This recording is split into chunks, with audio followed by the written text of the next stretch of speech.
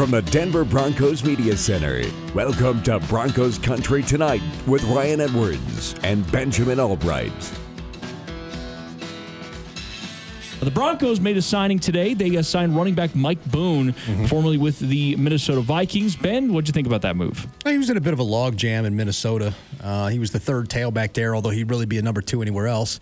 He kind of has Phil Lindsay's skill set, although he's more versatile. He's a special teams ace as well.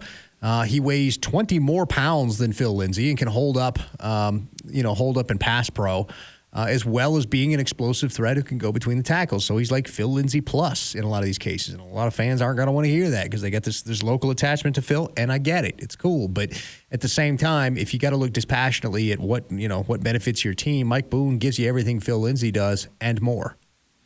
Well, and the Broncos, if memory serves, struggled with special teams last year. So I think any opportunity you can bring in a guy that has some versatility that could fit both roles. And again, he obviously has a relationship there with George Paton, formerly working with the Minnesota Vikings. So if this is a guy that he targeted and wanted to bring in, they had the option to pick up his restricted free agent tender out there in Minnesota, but they opted not to. So there actually are some similarities here to what the Broncos did with Philip Lindsay. But no, I think that it's not one of those splashy, holy cow, the Broncos just got better overnight kind of moves, but it's one that's pretty solid. You did need a little bit more depth there at running back, considering you're moving on from Philip Lindsay. You also need improvement on special teams, and this guy is one of the best in the league. So I think overall the Broncos improved as a team. That became a big subject on social media today, is how much the Broncos have actually improved so far in free agency. They filled some holes.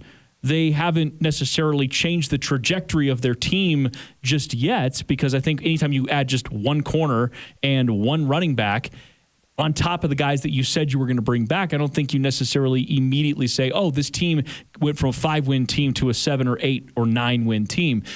But Mike Boone improves you, and I feel as though the Broncos have made it pretty evident at this point, Ben, on kind of where they want to go with this thing. They're filling the holes. They're going to use the draft as the way that they can really springboard this team forward. It's interesting to me that people talk about improving this team. How would you know?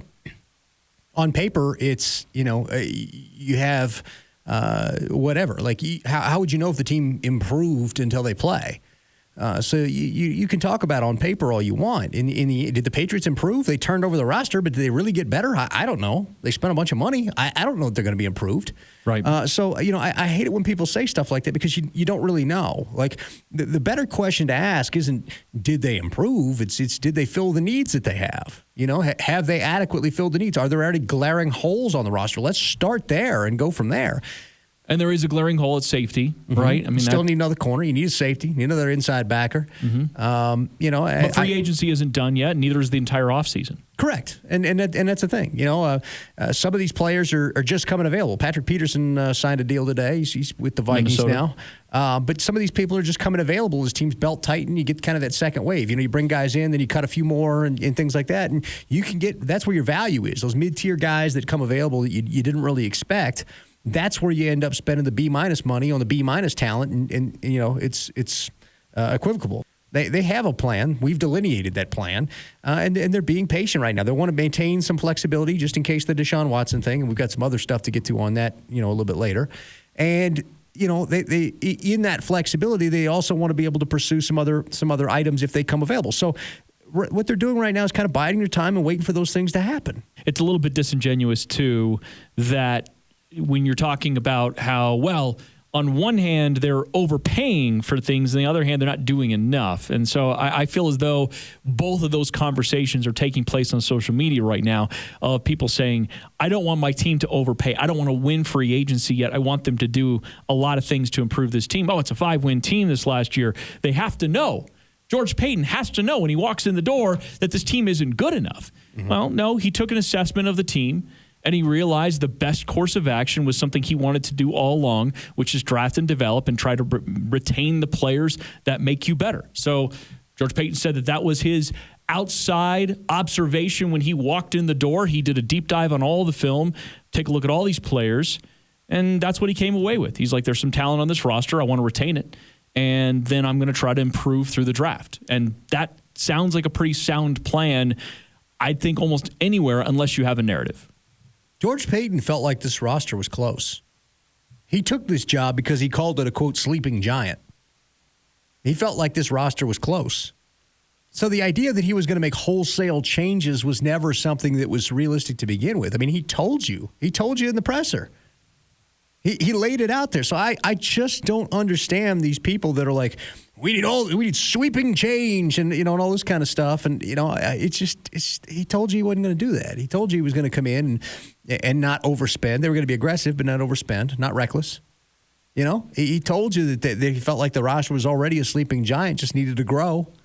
Let's get back to Mike Boone here for just a moment and talk a little bit about what this relationship he had with the Minnesota Vikings. We sort of thought that the Broncos, because of George Paton, might be interested in some of these Minnesota Vikings. There are some other guys that played with the Vikings, more specifically Anthony Harris is a name that comes to mind. Now, I don't know if the Broncos necessarily will be looking to make a splash there at safety, but that is a pretty massive hole. And we're going to get into some of the names that are still out there at the safety position.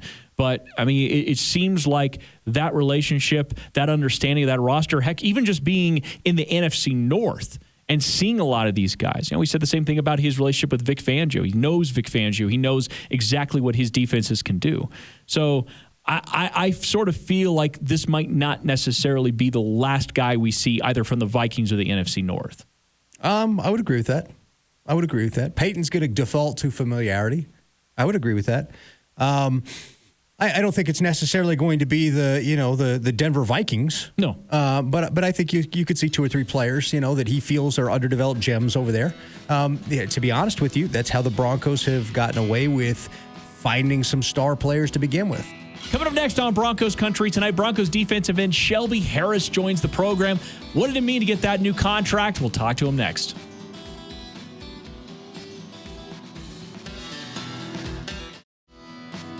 Welcome back to Broncos Country Tonight with Ryan Edwards and Benjamin Allbright. Shelby Harris joining us now. Shelby, one of the things I remember talking to you last year after you came back on your contract for the 1-year deal, and I remember talking to you about why it was important for you to stay here in Denver. And I remember you said something to the effect of, we've been building this thing for so long, and I want to see it out. I want to see it completed. I want to see this team get back to winning. How close do you think this team is to that? I think, with everyone healthy, our defense would be top 3 this year. No question. We have a bunch of dogs. Unfortunately, we lost K-Jack. He's a hell of a player, hell of a leader. Whoever gets him is going to be lucky to get him. I'm talking about he still has a lot of ball left in him. And I'm talking about like one of my favorite guys in the locker room. But, K-Jack just, he brought that energy. But I just think that, this whole defense in general is, a bunch of playmakers. But in our offense, all the young guys, another year, in the league, another year of growth. And so I think everyone's just going to take that step, and it's going to, it's going to take us over the top. Yeah, you guys, last year dealt with just a horrendous amount of injury and downtime, out time, all that kind of stuff. Broncos, I believe, had the most salary cap allocated to the IR throughout most of the NFL season last year. You still found ways to make it work. Number 1 in the red zone, number 1 goal line defense. You still had a top unit. Does that really speak to the depth and the culture you guys have created in that locker room as a defense? Yeah, I think it just speaks to, our coaches, Vic, but then also a big thing I would say, to build depth, you obviously have to look for, good players, but then your strength staff are the ones who really are the ones working with them and getting them started. So that's, props to Lauren Landau for really getting everyone ready to play, everybody. And so that's why, I just feel like we have a great organization all around where we really could build off of. 100%. Now, one of the things that I think that as a guy that's been in the league for a long time on the defensive side, you need the complementary workings with all 3 phases, but let's just go to the offense. It's a young offense. It's still a young offense over there. We saw some strides there towards the end of the season. What do you think for them? Like, is there going to be anything that will set you in motion there, thinking about what they could be as you enter training camp this next year? Is there something you're looking for from that side of the ball? Because you usually have a pretty good sense of what they could be like. I need to see execution. I need to see direction. I need to see accountability. You know, and that's the thing is with a young football team, I think our biggest thing is, you know, accountability and making sure, you know, everyone gets treated the same. And I think, you know, we're on the right path, but, you know, I just, you know, going into this year, even the new rookies we bring in, you know, we're trying to keep adding pieces. But the thing is that we need our rookies to second play. They got to grow up quick because this is the NFL and we can't wait around for long. Do you think that there is that's how to put this, a culture shift in the front office with the new general manager?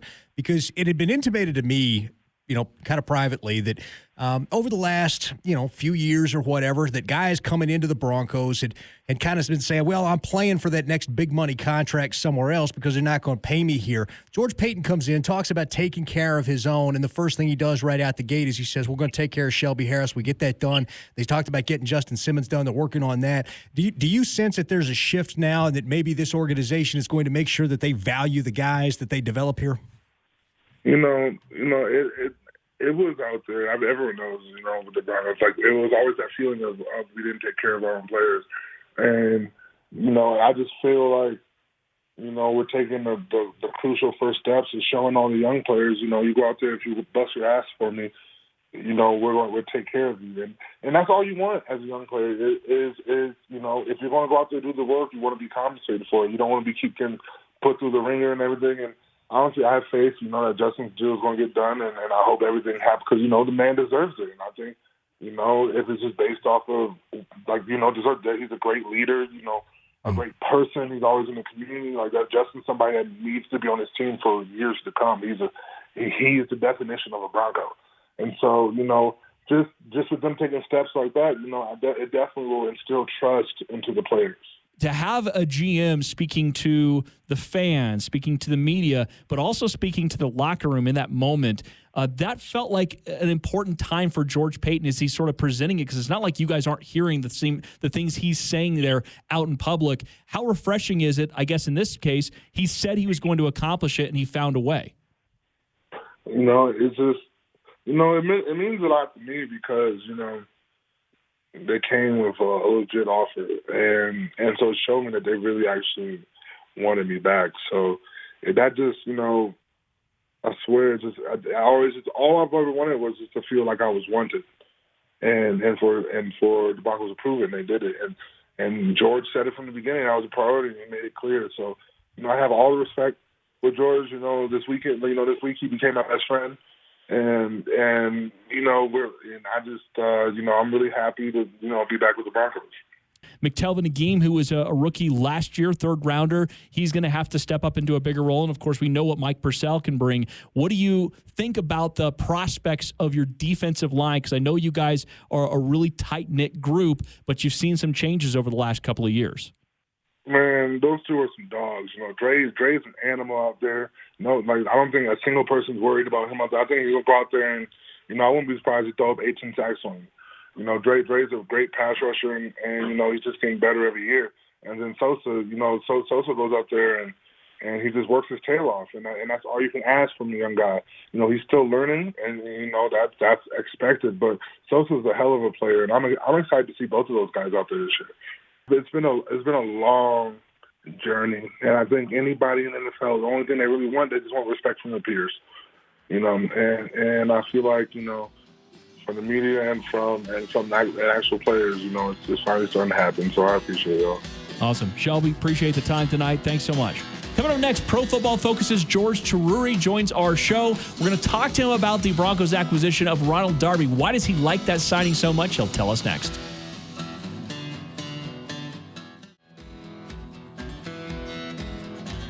Welcome back to Broncos Country Tonight with Ryan Edwards and Benjamin Allbright. George Chahrouri joining us here from Pro Football Focus. The Broncos in free agency mostly bringing back a lot of their guys, but there was one guy that they actually have signed two guys that were outside, Mike Boone, the running back from Minnesota, and Ronald Darby on day one, formerly with Washington, Philadelphia, Buffalo. But he had a great season last year with Washington, played the entire year, over 1,000 snaps, until the playoffs, had only given up 2 touchdowns on the year. And as you guys noted on Pro Football Focus, was leading the league at corner for past breakups. So what did you think about that signing? 3 years, $30 million. I'm not, you know me, I don't come on here just to tell you you've done a good job. So I wouldn't do that just to make you guys happy. But this is what free agency is all about. It's not about going out and paying Jonnu Smith all of your Bitcoin, to come play for your team. That's not what this is about. This is about finding value. And Ronald Darby is exactly where you find value. Cornerbacks, coverage players who are generally depressed in the market, in terms of what you have to pay them.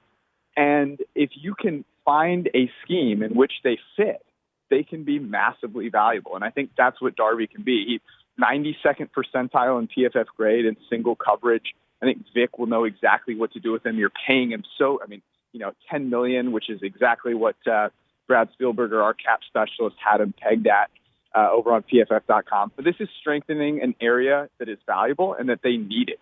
So I think it makes perfect sense. I also love getting a running back on the cheap. One as good as Mike Boone doesn't come along that often, but you do what you can. And so I love the Darby move. I think it's exactly what you want to do in free agency. Okay, so you like the Ronald Darby signing. Now the Broncos likely need to go get another cornerback at this point because it's still a room that needs just some more depth. They might need another starter in this mix. So I guess if you're the Broncos and you're sitting here at this spot where you brought in Ronald Darby, you're going to probably go into the draft and get a corner as well. How are you attacking this next wave of free agency? Yeah, I think the draft, obviously, we've talked about this, the potential for going and getting, young players, especially in the back of the of certain rounds. I think, that later in the draft, they're still there to be had. There's some interesting names out there that I will throw out. I think Desmond King is a guy who, we've seen play really well in the right, scheme, in the right position with the Chargers. Obviously fell out of, everything, of love there. And then in Tennessee, that didn't work out. But we've seen him do it before. He's the kind of guy you want to take a shot on because he's proven he can do it when put in the right place, but is going to have really low value in the market because he hasn't done it lately. Adoree Jackson was just cut. And then, Richard Sherman is a guy that's out there who I think Richard Sherman can still play really good football. And, he might be someone that is going to cost a little more, but he's going to provide a ton for your team, especially a young team. So I do think there's still value to be had, especially in the cornerback market. It just depends how you look at the draft prospects and whether any of those guys Vic feels is going to be, someone that can fit into your scheme. I would say Richard Sherman could probably fit into anybody's scheme. He's that type of player, though. So it'll be interesting. I do think there's still moves to be made. Can I ask you a question? Because somebody pitched this to me today and asked if they were asking if Vic would be interested. Is moving Richard Sherman. I don't think he would be a corner in this scheme. Would Richard Sherman be interested in taking over Kareem Jackson's role as safety in Vic Fangio's system? That's so interesting. I have the pleasure of seeing Richard Sherman every single week and listening to him on the podcast that he does co-host with Chris Collinsworth. Mm-hmm. And I've learned a ton. The guy is easily one of the smartest people, not just football players that I've ever talked to. And there's a part of me that has seen a guy who is really aware of the moment, but also one that's not ready to, I think, totally pretend he's transitioning on from corner. Like, I can tell that he still has a little bit of an edge to him. There's a part of him that feels, man, I really want to win a Super Bowl at that position again. So I go back and forth on it because he's the ultimate, I think, team player. He's so smart. And if there was one person that could convince him to, and I think he has the smarts, probably doesn't have the speed, but has the smarts to be elite at that position, I think Vic would be one of the few guys that could convince him. So I would say for most places, it's probably a non-starter, but maybe in a couple, it's something that he'd at least consider, even if it's not a full-time move at first. In the latest mock draft you guys have out, it drew a few questions because I'm gonna frame this in a way because I don't want to actually hammer PFF for this because oftentimes we're always looking for somebody to do something a little bit different, right? You guys went with Rashawn Slater out of Northwestern, an offensive tackle at number 9. Rashawn Slater is an absolute monster at offensive tackle. Everybody saw that video that went viral of him doing the lift. So actually, I don't hate this the more I look at it. What do you think? You know, if we've learned anything, and we should have learned a lot, honestly, from the Bears over the past couple of days, past couple of years, whatever time frame you want to widen it to, you'll learn something from them. But what hopefully got hammered in for people is that the worst time to go get somebody is when you really need them. And I'm talking about the Bears at quarterback, and I think you can apply it, honestly, to a lot of positions. People just have a hard time looking ahead and seeing the simple fact that things change and they change really rapidly. And you're always better to prepare, especially at really important positions. A year ahead. Quarterback is always the one we talk about, but I think it applies really well to tackle. Yeah, and the Broncos are so over-leveraged in terms of money right now at both tackle positions with James and Bowles. They really need to get out in front of that and take some of the stress off that. Absolutely. George, great to chat with you as always. Thanks for watching Broncos Country Tonight. Tune in to Broncos TV every weeknight at 6:30, right here on KTVD Channel 20.